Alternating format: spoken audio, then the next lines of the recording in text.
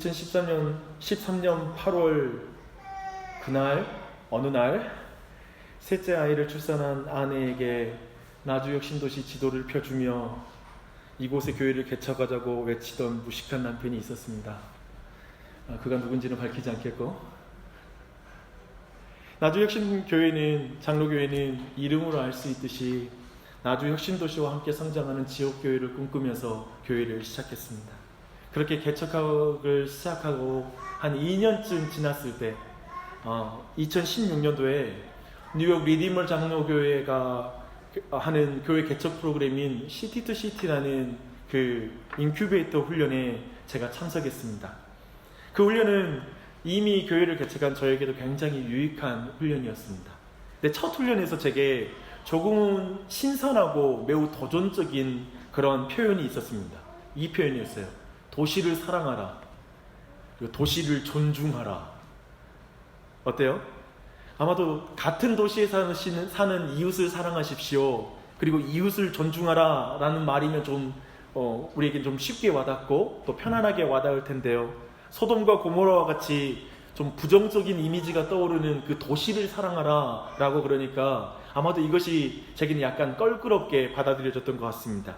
그런데 이번 7월의 설교 시리즈 주제가 도시와 교회입니다.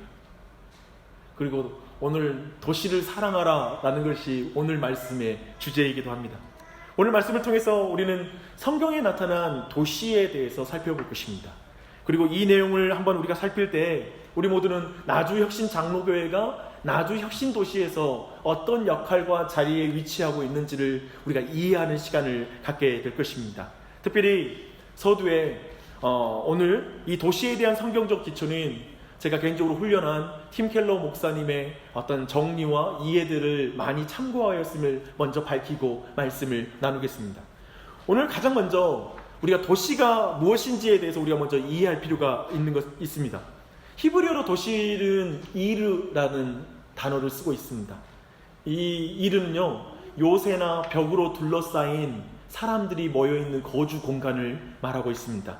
그걸 뭐라고 말하죠? 우리는 쉽게 성벽으로 둘러싸인 사람들이 모여 사는 곳, 성이라고 부르죠. 그래서 실제로 구약성경에는 성이라고 번역이 되는데요, 실제로 영어 성경을 보면 캐슬이라는 그 단어보다 시티라는 말로 번역이 많이 되어 있습니다. 그래서 도시는 우리가 이해할 수 있어요. 특별히 고대 도시는 일반적으로 1,000명에서 3,000명 정도가 살았던 그런 공간이기도 합니다. 그래서 성경이 말하는 도시의 개념은 인구의 그 많고 적음의 문제가 아니라 인구가 집중되어 있는 곳, 바로 그곳이 도시를 이해하는 핵심 개념입니다. 그런데 오늘 본문에서 우리는 아시리아의 수도인 니느웨를 우리가 보게 되는데요, 뭐라고 말하냐면 큰 성이라고 말합니다. The Great City라고 영어로는 번역하고 있습니다. 그래서 그 인구가 12만 명인 것을 강조해서 말해요. 굉장히 많죠? 이것을 오늘날 그 당시에 구약의 숫자의 개수가 남성 성인을 기준으로 봤을 때 이 숫자는 60만 명 정도 되었을 것이다. 니느웨의 인구가 60만 명에 달했을 거라고 이렇게 말합니다. 굉장히 큰 도시이죠. 근데 우리는 왜 사람들이 그 도시에 집중되는지에 대한 이유를 충분히 짐작할 수가 있습니다. 그것은 도시 기능과 관련이 있어요. 도시는 요새와 그리고 성벽에 의해서 둘러싸인 장소이죠. 그런 의미에서 이것은 외부로부터의 공격으로부터 사람들을 안전하게 지켜주는 것이고, 당연히 성 안에 있는 사람들은 안정감을 갖게 돼요. 이 안전과 안정감이라는 것이 그 성에 주어진 중요한 기능이고 특징입니다. 근데 그래서 성경은 자주 도시를 안전의 비유로 사용해요. 여호와는 나의 산성이시다, 이런 표현들. 그래서 하나님은 우리 안전이시다는 표현을 쓸 때도 늘 비유적으로 도시를 사용합니다. 이에 대한 성경적 증거를 보려면 아마도 창세기 4장 17절을 보면 될 것입니다. 최초의 도시는 누가 세웠을까요? 동생 아벨을 죽인 가인이 최초의 도시를 세웁니다. 가인은 동생을 죽이고 나서 하나님 앞을 떠나 동쪽 노 땅에 거하였다라고 말하고 있습니다. 그리고 거기에 도시를 건설해요. 도시의, 지금 쉽게 말하면 도시의 건설은 반역자 가인이 안전을 추구한 결과로 최초의 도시가 세워진 것입니다. 그래서 첫 도시의 출발이 하나님이 아니라 그 그 도시에서 안전을 추구했던 그 가인의 마음을 보아서 우리는 꼭 도시를 부정적으로만 이해할 필요는 없습니다. 사실 이것 때문에 도시를 부정적으로 보거든요. 하지만 조금 이따 그 이유로 한번 설명할게요. 근데 단순히 도시는 외부로부터의 적으로부터 그 시민을 보호하는 기능만이 아니라 범죄로부터 사람들을 지켜주는 기능을 했습니다. 구약 성경을 보면 장로들이 성문 앞에 모여서 재판을 한다라고 표현하고 있어요. 사실 이것은 이스라엘만의 문제는 아니었어요. 당연히 매우 안정적인 구조를 가지고 있던 도시 문명에서는 성문에 모여서 빨리 사법체계를 도입하여서 그 도시에, 당연히 도시에는 범죄율이 높을 수 있거든요. 그래서 그 모든 것을 안전하게 사법체계를 통하여 시민들을 범죄로부터, 억압으로부터 보호하고 무질서로부터 그 도시를 지키는 그런 기능을 가지고 있었습니다. 이렇게 도시는 안팎의 무질서와 폭력으로부터 사람들을 보호하는 거예요. 그래서 오늘날의 사람들이 도시에 몰리는 이유도 이와 비슷합니다. 왜 도시에 우리가 몰려들죠? 안전 때문에 그렇죠. 안전감을 느끼기 위해서 그런 것이죠. 더하여 성경의 도시는 엄청난 생산성과 창조성이 직결되는 장소가 도시이기도 합니다. 창세기 4장 21절로 이제 내려가 보면 가인이 구축한 도시에서 예술이 시작되는 것을 보여주고 있어요. 그리고 도구들이 제작되기 시작하고 기술의 발전이 급격하게 일어난 것을 이제 4장 21절 이하로 설명하고 있습니다. 농업, 건축, 기술, 과학, 예술, 이 모든 것이 도시에서 시작한 거예요. 특별히 가인의 후손들이 세운 그 도시에서 시작되었다고 기록하고 있습니다. 이 상에서 우리가 살펴본 바를 잠시 한번 정리해 보시게요. 그렇다면 안전을 위해서 성을 만들고 사람들이 많이 모이는 것을 우리는 부정적으로 볼 필요가 없다는 것이 이상의 내용에서 우리는 충분히 정리할 수가 있습니다. 왜냐하면 그 증거는 성경 자체가 도시를 안전과 비유하는 일에 사용하고 있다는 거예요. 그러니까 하나님도 이 비유를 사용해서 도시는 안전함에 위한 것이야라는 그 기능을 존중하고 있어요. 그런 의미에서 도시를 부정적으로만 생각할 필요는 없습니다. 또 이것을 잘 아는 종교개혁가 루터는 이런 찬송시를 남겼잖아요. 내 주는 강한 성이요 방패와 병기 되시네. 그러니까 지금 이런 모든 기능이 당연히 도시의 안전을 위해서 사람이 많이 모이는 것이 나쁜 것만은 아니에요. 더하여 성경은 사법체계를 도시 중심으로 발전시키는 것을 분명하게 보여주고 있습니다. 아까 말했잖아요. 성문 앞에서 재판하는 것. 이 장면은 어디에 나오죠? 룻기를 보면 보아스가 이제 룻과 나오미의 보호자로, 즉 약한 자를 보호하는 보호자로 나올 때 이제 마지막에 법적인 보호자가 되기 위해 이제 성문 앞에서 재판을 하잖아요. 그 모든 걸 통해서 우리는 성경을 통해서 이 모든 걸 약자를 보호하는 그 기능으로서의 이 도시의 역할을 우리는 충분히 확인할 수가 있습니다. 지금도 마찬가지예요. 법원이 어디에 있습니까? 광주 광역시에 있어요. 나주에 법원이 없어요. 큰 도성에 있는 거예요. 그래서 사람들은 그 법원이 가까이 있고 경찰서가 있고 굉장히 치안이 잘 유지되고 있는 사법체계가 잘 유지되는 도시로 사람이 몰려드는 거예요. 그걸 우리는 충분히 이해할 수가 있죠.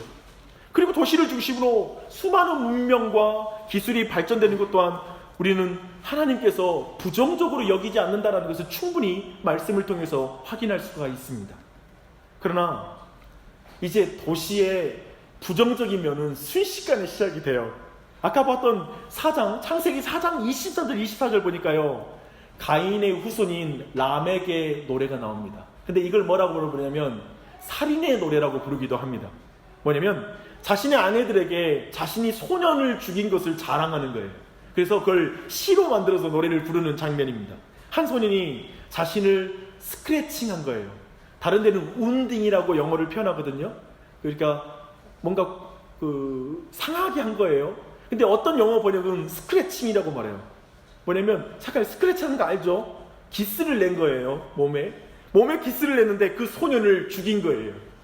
얼마나 이 억압과 폭력이 사용된 것입니까? 이것은 지금 도시가 자신들의 힘과 기술의 발전을 통해 사망의 문화를 만들었다는 것을 분명하게 드러내는 게 바로 가인의 노래에서 드러나는 거예요. 심지어는 그걸 자랑까지 하잖아요. 쉽게 말하면 그 도시에는 사법체계가 전혀 돌아가지 않는 도시가 돼버린 것이죠. 도리어 살인을 자랑하고 있는 도시가 돼버린 거예요. 그래서 라멕이라는 군사 지도자는 힘으로 모든 사법 체계를 깨뜨리는 그런 지도자의 표상으로 이제 등장하기 시작하는 것입니다. 굉장히 도시가 타락한 것이죠. 이런 도시의 비극이 가장 극적으로 드러나는 것이 창세기 11장입니다. 창세기 11장에 뭐가 나타나죠? 바벨이 드러나죠. 바벨의 도시, 바벨탑이 쌓여지는 것을 보게 됩니다. 11장 2절을 보니까 사람들이 이렇게 말을 해요. 자, 벽돌을 만들어 견고히 굽자. 벽돌로 돌을 대신하며 역청으로 진흙을 대신하고 라고 말합니다. 지금 뭐냐면 지금 바벨의 혁신적인 건축 기술이 개발이 된 거예요. 그전에는 그냥 돌로 쌓았기 때문에 높이 쌓을 수가 없었고, 돌 사이를 막고 있는 진흙이 쉽게 부서지기 때문에 건축물 자체가 높이 나갈 수가 없었던 거예요. 근데 이제 거기에 아스팔트와 같은 재료가 사용되기 시작한 거예요.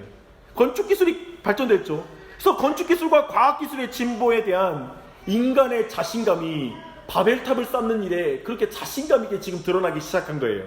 그리고 그 기술로 탑을 쌓아 하늘에 닿게 하자고 그래요. 그때 그 이유가 이거예요. 우리 이름을 내고 온 지면에 흩어짐을 면하게 하자라는 게 그 목적이에요. 가인의 후손들은 지금 도시와 건축물을 통해서 자신의 정체성을 얻겠다라는 거예요. 나의 정체성은 이 거대한 건축물이다 라고 말하는 거예요. 자신의 영광을 위해 스스로 구원자가 되어 우리 도시를 위대한 도시로 만들자 라고 말하는 거예요. 랜드마크를 만들어서 사람들이 모여들게 하여 이곳을 경제 부흥의 중심지로 삼자. 우리가 꿈는 도시의 이상은 이거야. 전망도 높이 쌓고 전라도에서 가장 높은 건물을 높이 올리고, 그리고 가장 활발한 경제. 한번 볼까요? 이것이 인간 도시의 본성이라는 거예요. 우리는 빛깔한 도시에 모여 있습니다. 사람들은 왜 이 도시에 모여든 것일까요? 물론 모임 당한 분들이 여기 계신 걸 알고 있습니다. 그래서 아마 이곳에 이주를 당했다고 생각하는 분들은 특별히 이곳보다 더 안전과 안정감을 느꼈던 도시, 사법적 질서가 더 잘 시행된 것 같았던 그 도시, 질병과 사고에 대해서도 훨씬 더 안전망이 있는, 즉 좋은 병원들이 가까이에 있는 도시에 살다가 온 사람들, 그런 분들에겐, 그리고 또한 예술과 교육, 과학과 문화적인 혜택을 더 많이 받았던 도시에 살다가 오신 분들에겐 아마도 이 도시는 불편한 것이 많을 것입니다. 그리고 되게 불평할 거리가 되게 많을 것입니다. 그리고 아마도 우리 마음에 이 도시가 더 안전하고 번영하고 공기청정 도시가 되길 바라는 마음이 간절하죠. SRF가 곧 가동이 되는데 이사를 준비하는 사람이 많습니다.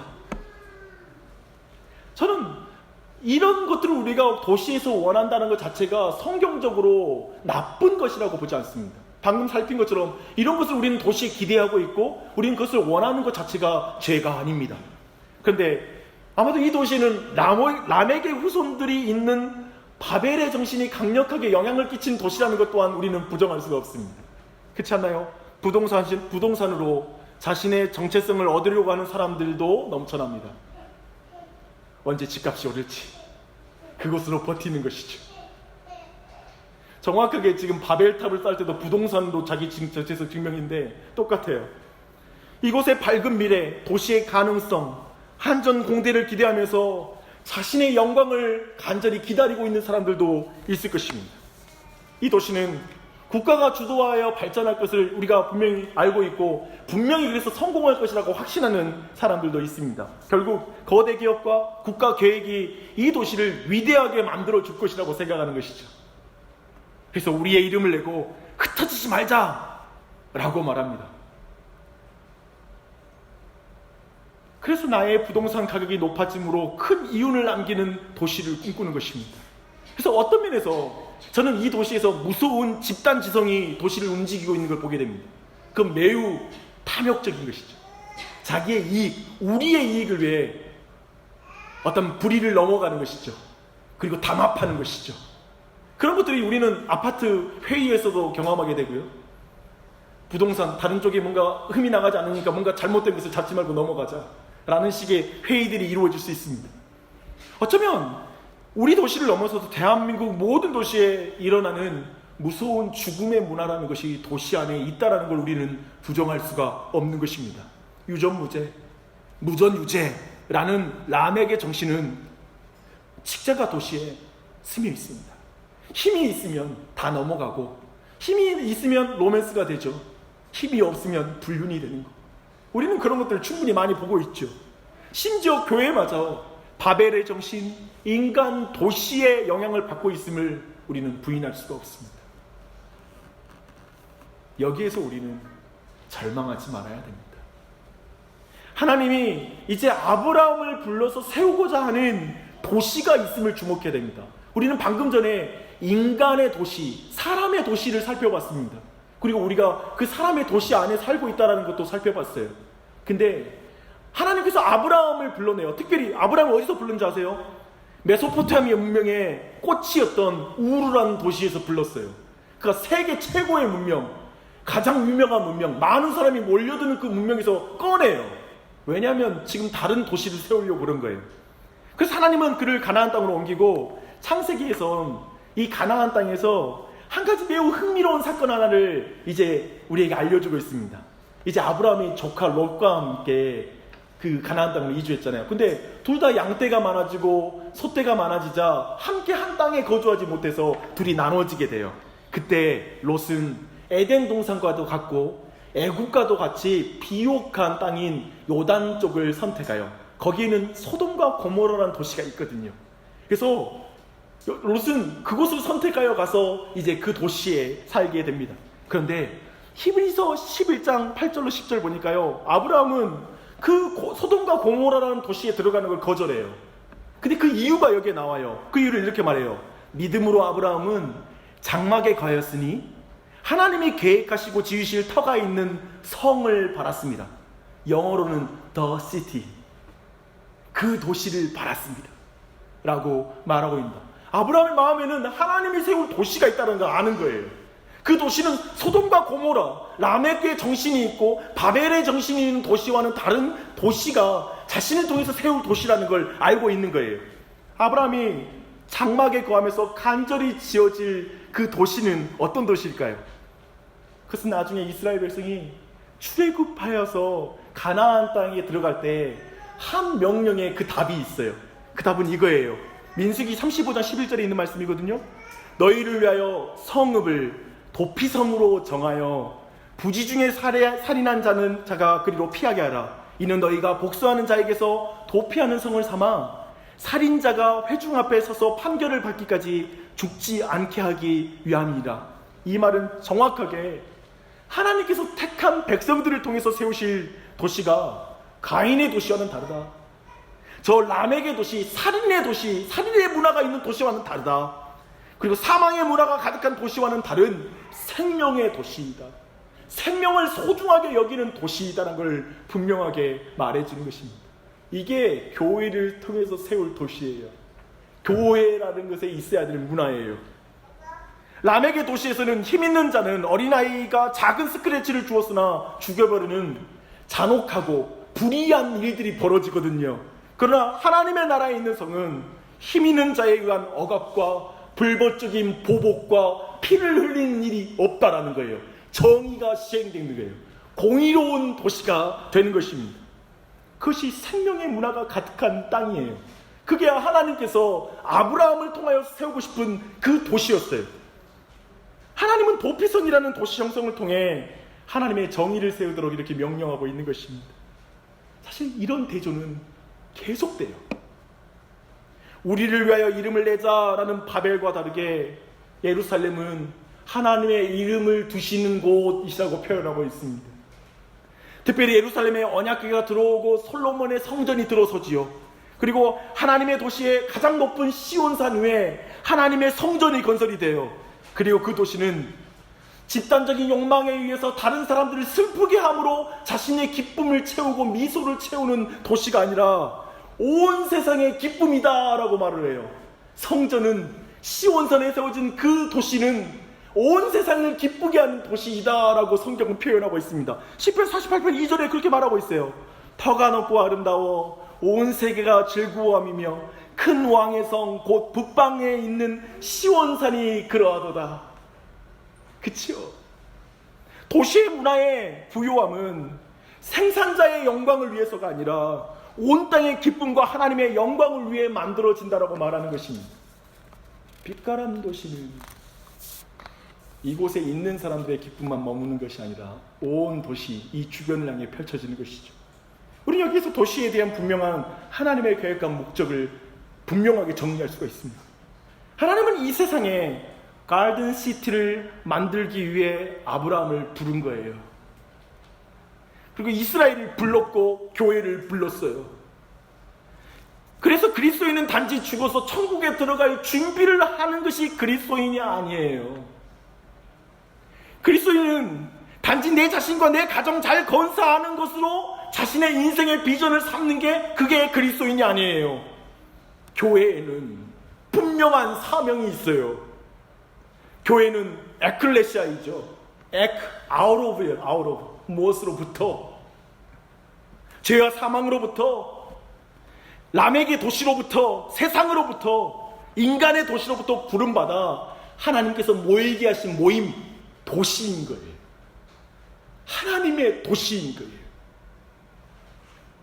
그래서 우리의 사명은 사람의 도시와는 다른, 라멕과 바벨의 도시와는 다른 생명의 문화를 만들고 하나님의 이름을 높이는 도시로서의 기능을 하는 것, 그게 교회의 본질이죠. 믿으십니까? 안 믿는 표정 짓지 마시고. 우리는 지금 성경 구조에서 계속해서 이 두 도시가 비교되고 있는 걸 여러분이 주목해야 돼요. 거기는 교회의 위치가 분명히 있어요. 성경은 끊임없이 두 도시의 대립을 말하고 있어요. 그래서 이스라엘 역사는 어떻게 끝나는 줄 아세요? 바벨론에 의해서 이스라엘이 멸망당해요. 인간의 도시에 의해서 하나님의 도시가 삼켜진 것처럼 돼버려요. 그래서 이스라엘 백성은 뿔뿔이 흩어지죠. 그리고 바벨론 땅으로 끌려가요. 원래 하나님께서 아브라함을 우르에서 불렀는데 바벨론에서 불러냈거든. 근데 이 백성이 하나님의 백성으로서 하나님의 도시를 세우는 걸 거절하고 세상 도시와 똑같이 사니까 다시 바벨론의 도시로 들여보내요. 근데 이 바벨론의 도시의 전략은 뭐냐면 정복한 백성들의 영적인 정체성을 뿌리 뽑아내버리는 게 이들의 전략이에요. 그래서 바벨론에 동화되어 살게 하는 게 그들의 목적이에요. 근데 놀랍게도 이 상황이 된 거예요. 지금 분위기 아시겠죠? 근데 에레미야라는 선지자가 이렇게 명령하는 거예요. 그 성읍의 평안을 구하고 그를 위하여 여호와께 기도하라. 이게 지금 너무 당혹스럽잖아요. 지금 자신을 멸망스럽고 자신의 신앙을 무너뜨리려고 하는 이 바벨의 도시를 위해서 기도하라는 거예요. 그들을 쉽게 말하면 사랑하라는 거예요. 그들을 품으라는 거예요. 혁명적인 명령이에요. 도저히 이해할 수 없는 명령이에요. 그리고 오늘 본문을 보십시오. 니느웨는 이기심과 교만과 폭력 위에 세워진 문명의 전형입니다. 궁극적으로 인간의 도시예요. 아수르는 바벨론보다 훨씬 잔혹한 정책을 가지고 있는 도시예요.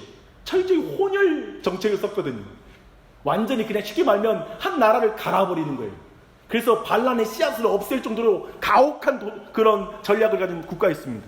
그래서 이 나라는 하나님의 도시와는 완전히 가치가 다른 나라가 바로 이 니느웨예요. 니느웨. 그 아수르의 수도가 니느웨니까요. 그런데도 그 도시를 공격하라고 명령하지 않아요.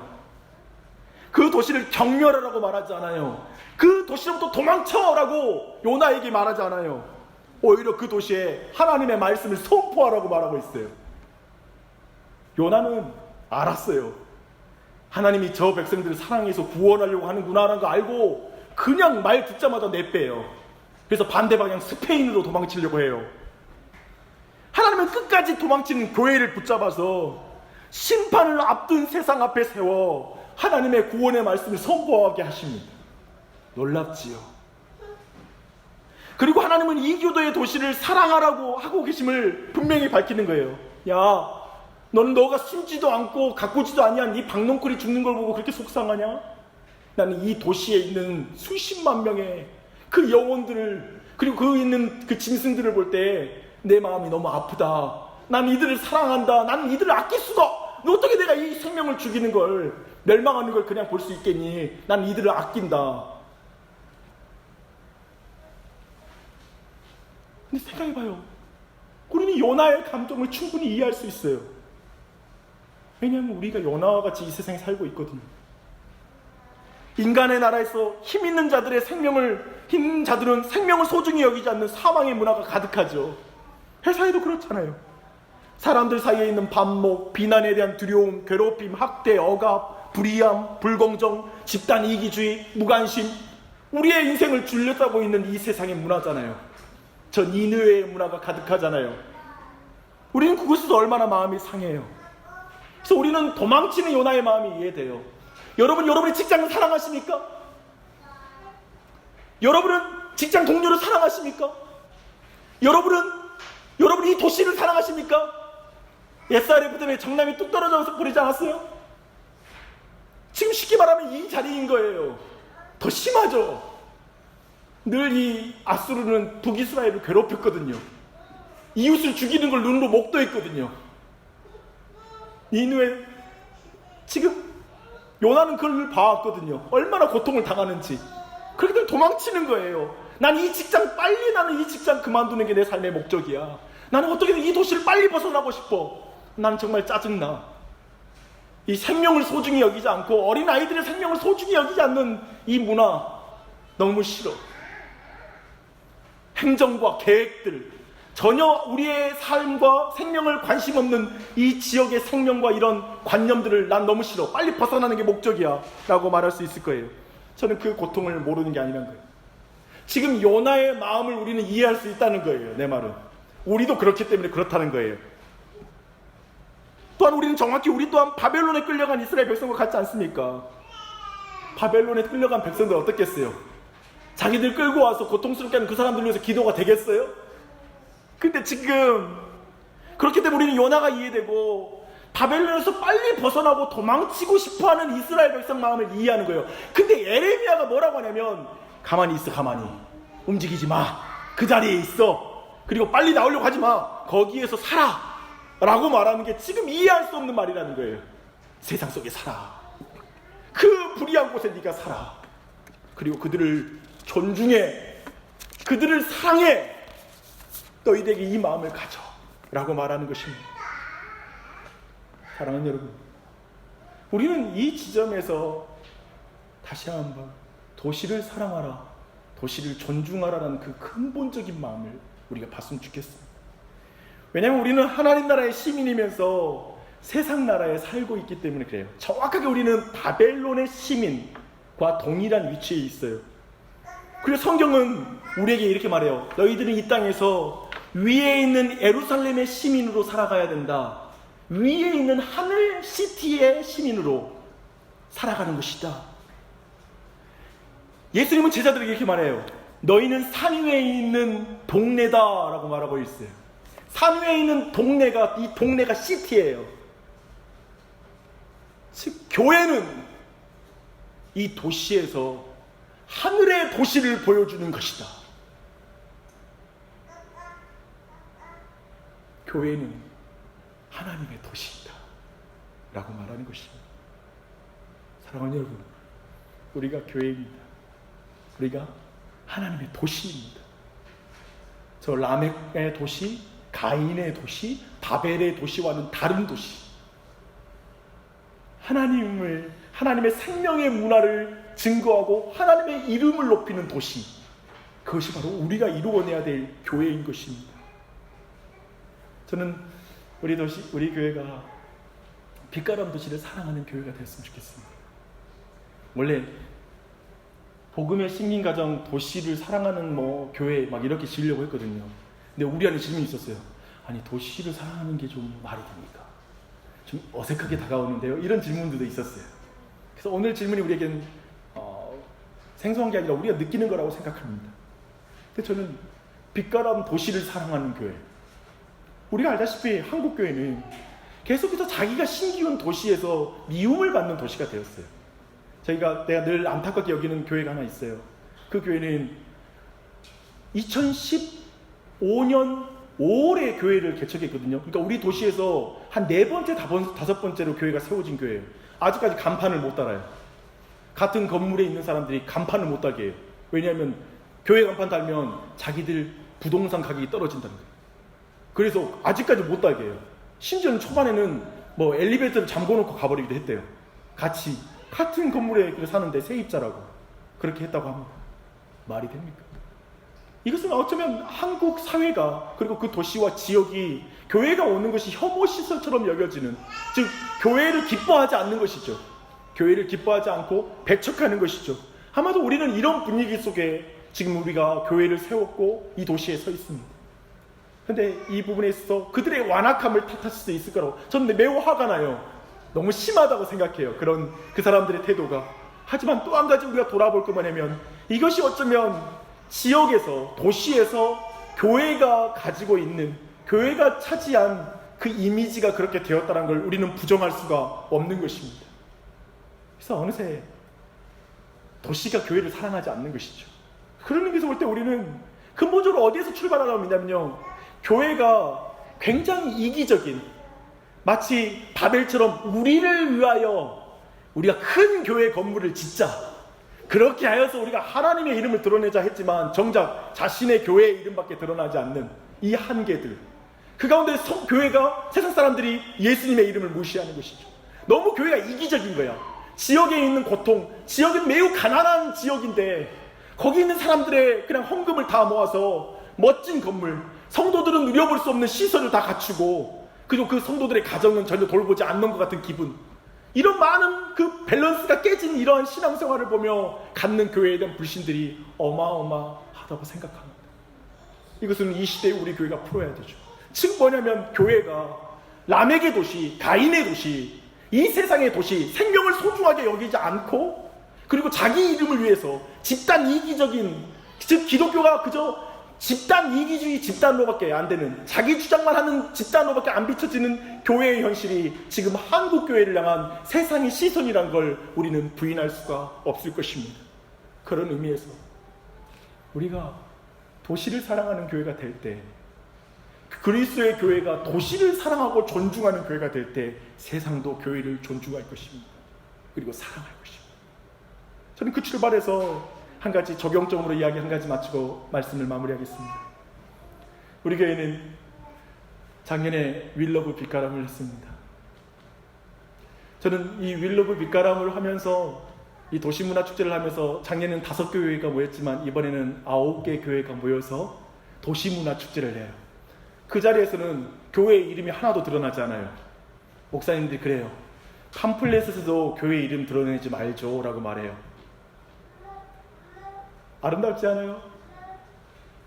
우리를 위하여 이 일을 하자가 아니라 우리의 이름을 내지 말고 합시다. 그래서 참여하지 않는 모든 교회까지도 유익을 누리게 하십시다. 즉 사람들은 그 문화축제를 하고 음식을 나눠주고 여러 가지 프로그램 하는 걸, 사람들은 그냥 교회가 한다는 거 다 알거든요. 하지만 전도하고 교회로 끌고 가려고 하는 모습을 보이지 않기에 굉장히 좋은 마음으로 그것을 인정할 거예요. 그래서 아마 그 자리에 참여하지 않는 교회가 복음을 전하러 갔을 때 조금은 부드러운 마음으로 그 사람을 대할 줄 믿습니다. 우리는 그 일을 하는 거예요.